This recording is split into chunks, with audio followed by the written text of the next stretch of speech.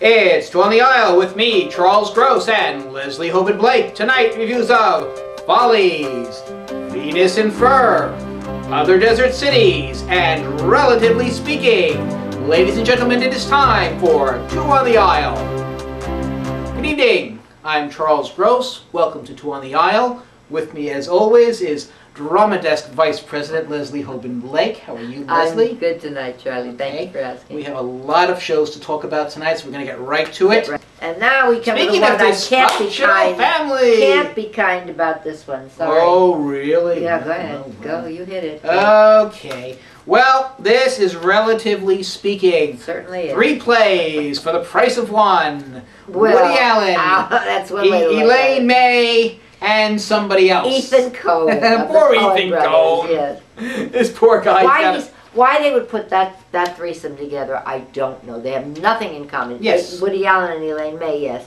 Ethan Cohen comes out of left field completely. Well, let's do this. Ethan Cohen has a play. It lasts about 15 minutes, would you say? Yes. And it's about a guy and a psychiatrist. And then that scene fades, and you see the guy's mother and father. Right before he's born. And the mother is played by the director is John Turturro, the actor. And this mother is played by John Turturro's wife, Catherine Borowitz. The one thing that may be of interest is that the guy keeps saying, which one of us is really the psychiatrist, which one of us... Well, I thought they might do something with that. I won't give it away. The third play is Woody Allen, and that takes up the second act, and that's, of course, the one you're waiting for. And this is for people, if you're the people who say, I really like the earlier, funnier movies, this is the earlier, funnier movie that he doesn't write anymore.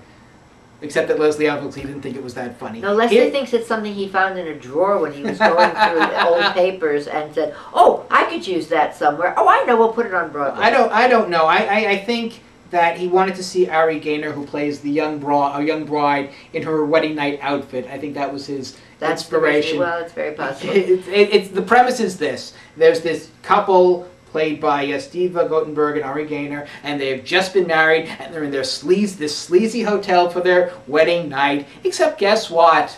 It's the father-in-law, or the stepfather of the guy who was supposed to be the groom. And remember, this was written by the guy who married his stepdaughter. Yes, well, I'm sure that was supposed to be very funny as a not-so-in joke. The rest of the family shows up.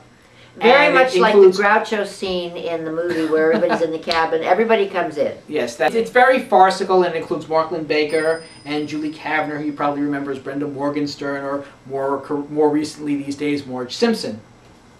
It's very Borscht Belt. And if that's what you're looking for, you're going to get plenty of it. But if this was the one we were all waiting for, yes, we were very disappointed. We, the royal we, were very disappointed. You may not have been. Why did he do this? Well, to me, the one that I would wait for is the second one. I see. George is Dead. And this is this.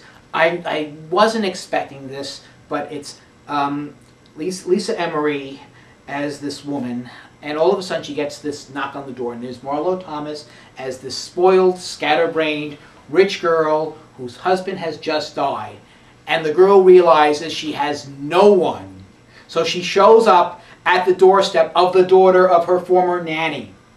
And this poor girl whose own life is falling apart is suddenly in the position of helping her. And it's just amazing. I love the performances. I really like Lisa Emery. Talk about Tonys.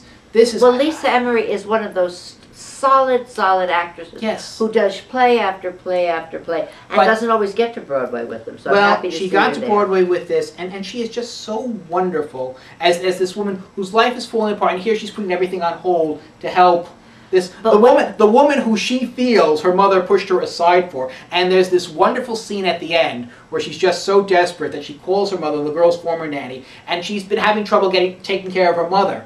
So she puts them together, and it's like you realize the two of them are going, the nanny are going to take care of each other. And I don't want to give it away, but don't give it away. It's such a potent ending, and I thought the play was funny at times, and I just loved the way it was just so strong. Here's the thing. Marlo Thomas's character, and this is Elaine May, so it's off kilter in an Elaine May kind of way, which is really good. And Marlo Thomas, who is not necessarily the best actress in the world, manages to do that. She really does, which is nice.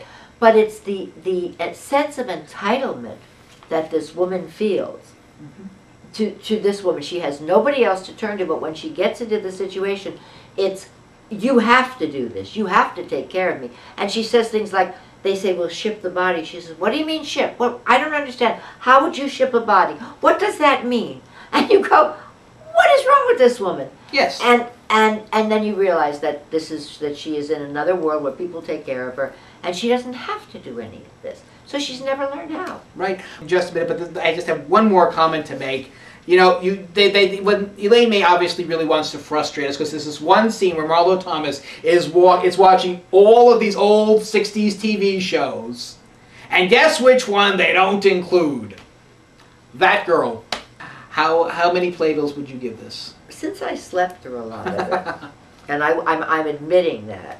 Leslie had insomnia. She was trying to sleep it off. No, Leslie tried very hard to stay with it, and I was really with it, and then the next thing I knew, the play was over, and I didn't know why.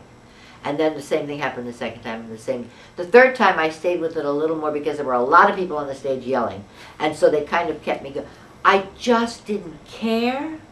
I didn't find it funny, and I would give it, do I have to give it a playbill? You don't have to. I don't want to give it a playbill. Okay, you're not giving it anything. No. All right. I would say 3 for the first, 3.5 for the third, and 4 for the middle.